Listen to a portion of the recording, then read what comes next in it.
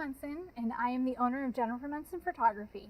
And the question that has come before me is, what do you do if suddenly you're out on a shoot and all of a sudden you're dealing with inclement weather? I actually had to learn this one the hard way, and I don't recommend that. When I was shooting my first actual Rolex 3-day Kentucky event, it happens on the last weekend in April, and I'm telling you, the weather can go from like snow to like 80 degrees within a 3-day period. I didn't really realize that, because if you're inside a lot, you're not really watching the weather. But if you're shooting outside, you suddenly learn how fast things change.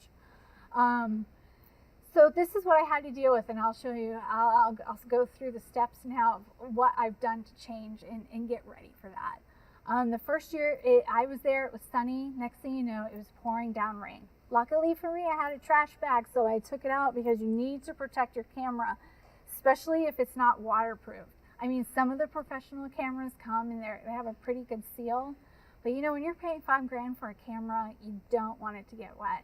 There's a lot of special like rain gear that you can buy for your camera. I purchased that the day after Rolex, so I'm prepared now. Another thing that I did buy for myself was a waterproof bag. And I don't use it all the time, just when I know I'm going to be outside. For example, like the World Equestrian Games or Rolex, when you have to shoot even when it gets bad. If it's a like a personal shoot or some other time, you know, you can go ahead and reschedule.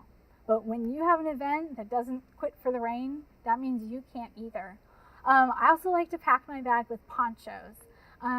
Snacks, you never want to be hungry on a shoot, and I know maybe that sounds ridiculous, but you know, when your stomach is full, you're working better.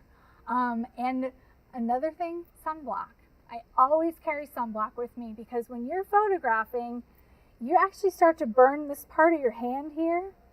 And so I learned the hard way that you have to actually have like special places where you have to apply that sunblock.